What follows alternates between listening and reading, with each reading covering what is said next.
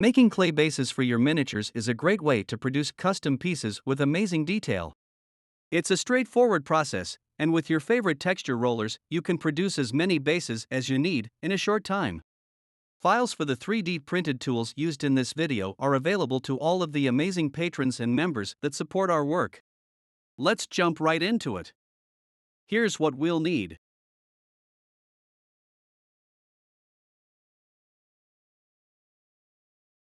A few quick notes about our clay. We used air drying clay because it's readily available, inexpensive, and can be used with other non-bake materials and left to dry at room temperature. Quality clay will hold fine details and can be more resilient to cracking. It also experiences very little shrinkage when drying. Let's separate the portion of clay we'll be using and put the rest away in an airtight bag or container to keep it fresh. I find it helpful to work the clay into a ball and then press it flat onto the cutting mat with my palm. A few extra moments taken to shape and roughly even out the clay surface at this point can help make the rolling process a bit easier. Now it's time to roll. Start with your hands close together, moving them towards the outside of the pin as you roll, then returning them back together to repeat.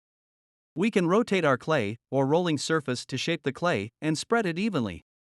Next, we can add our spacers and handles. We'll continue to roll over the surface of the clay with the spacers on, to achieve an even clay thickness across the surface. Let's also make sure we've left ourselves enough space for the number of bases that we want to make. Once our clay surface is ready to go, we can get to our favorite part: rolling the texture. If we start rolling the texture right from the very end of the clay, it can sometimes get stuck into the roller instead of adhering to the mat. To solve this, we'll just position the texture roller slightly ahead of the edge to prevent it from catching. We'll continue to roll our texture, keeping our hands flat to maintain even pressure. We need to use enough downward force as we roll to make sure every little detail gets filled, but not so much force that it cuts through all the way, or deforms the clay surface.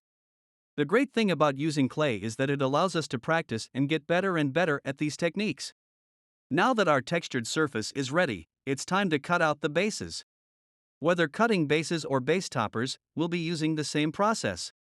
Let's first scope out some interesting areas of our texture that might make a good base or base topper. We'll do our best to keep the cutter as level as possible with the clay surface as we bring it down, pressing down with our palm or fingertips to make sure we've separated the clay all the way around. Finally, we'll pull the cutter directly up with as little wiggle as possible to keep the edges of our bases clean and straight. Then we can repeat this until we have as many bases as we need. There are a few important things to keep in mind as we let this dry. First, let's just make sure our mat is left on a flat surface that won't warp our new bases. We'll want to dry our clay slowly and evenly. This will help prevent cracking, shrinking, and warping. Depending on the climate and size and thickness of the piece, air drying clay will typically take around 24 to 48 hours to fully dry. Smaller pieces like small bases would be on the lower end of that timescale. Since we want the bottoms of our bases to be perfectly flat, it's best to leave our bases exactly where we cut them. Because air is unable to get underneath the base, this will take a bit longer to fully dry, but will keep our bases nice and flat. Once our bases are completely dry, they will have a uniform color throughout and should be lighter and more durable. If needed, we can take some time to clean up any rough edges with a bit of sandpaper. We can also sand the bottoms of our clay bases or base toppers if we did have any raised portions that weren't sitting perfectly flat. Now, it's time to bring our new bases to life. Let's add some paint.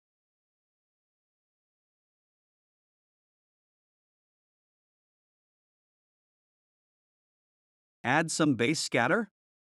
Why not?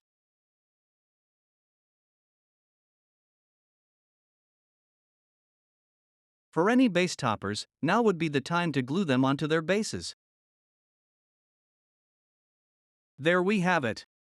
Our bases are ready. We hope you found this introduction to clay base making helpful. If you have any other helpful tips for the community, we'd love to hear about them in the comments.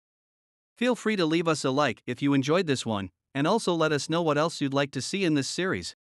To all of our members, channel followers, and supporters of our work, we can't thank you enough. We hope to see you back next time. Thanks for watching.